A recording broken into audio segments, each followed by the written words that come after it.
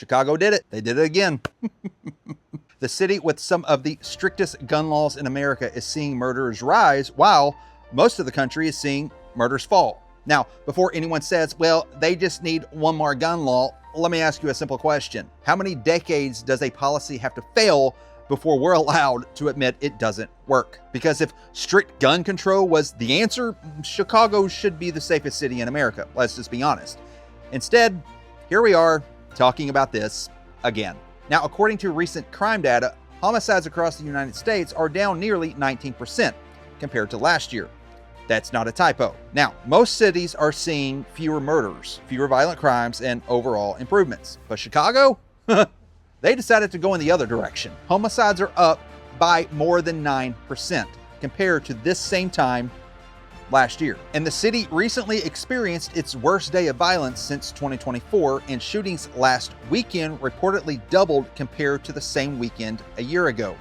So naturally, Chicago politicians look at all of this and they came up with a solution. No, it's not enforcing existing laws. It's not locking up violent repeat offenders. It's not addressing the revolving door criminal justice system. The solution? Hey, let's create another government office. Because apparently what Chicago was missing wasn't police officers or accountability. It was paperwork. Chicago Democrats are pushing for a dedicated office of gun violence prevention because clearly the existing alphabet soup of agencies just isn't enough anymore.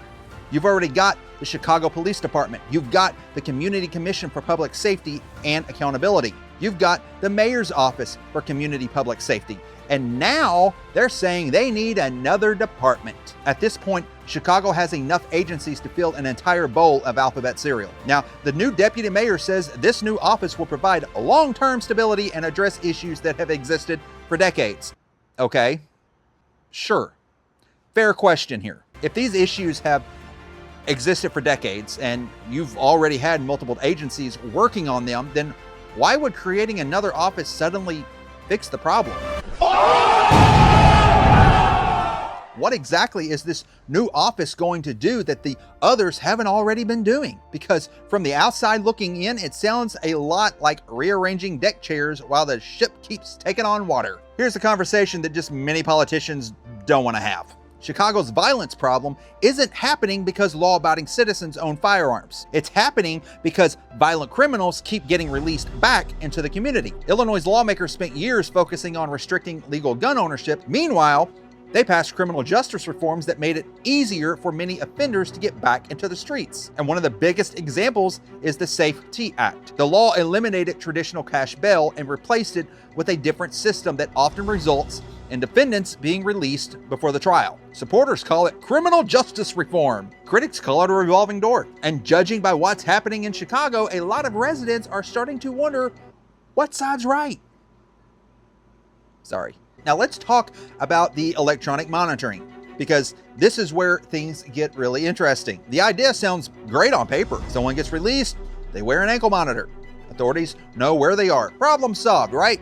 Except reality doesn't always cooperate with political talking points. Reports indicate that nearly 10% of monitored offenders have essentially disappeared from the system. Now, think about that. That's nearly 1 out of every 10. And that's not exactly what most people would call a success story.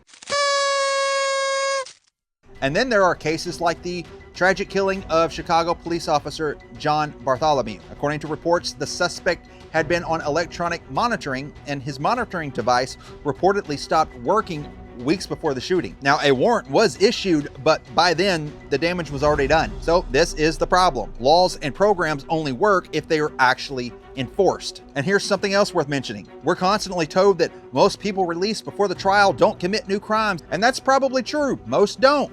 But here's what's absolutely fascinating. When it comes to gun ownership, politicians don't seem very interested in what most people do. Most gun owners never commit crimes. Most AR-15 owners never hurt anyone. Most people with standard capacity magazines are completely law-abiding. Yet millions of people get restricted because of what a tiny percentage might do. But whenever it comes to repeat offenders, suddenly we're supposed to focus on the majority who comply. Funny how that works. I can smell your double standards. So let's zoom out for a second, okay? Illinois has some of the strictest gun laws in America. Chicago has spent decades passing gun restrictions, magazine bans, rifle bans, permit requirements, registration requirements, waiting periods, and the list goes on and on and on and on. So if strict gun laws are the solution to violent crime, Chicago should be the ultimate success story, but it's not. It should be the model every other city wants to copy. Instead, politicians are still searching for answers. They're still creating new offices. They're still launching new initiatives. They're still promising that the next plan will eventually work. At some point, maybe the question isn't whether there are enough gun laws. Maybe the question is whether they're focusing on the wrong people. 100% of criminals commit crimes. Because here's the reality. Criminals don't care about magazine bans.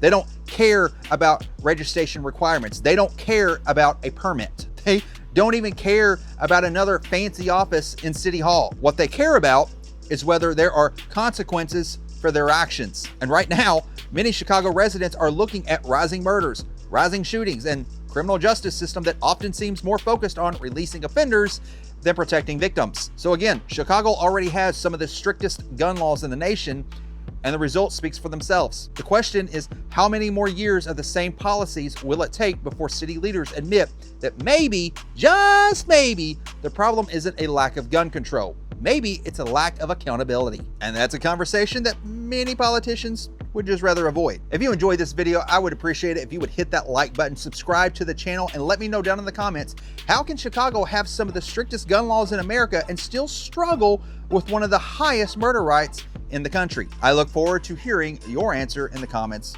below. I think I just said that. Sorry.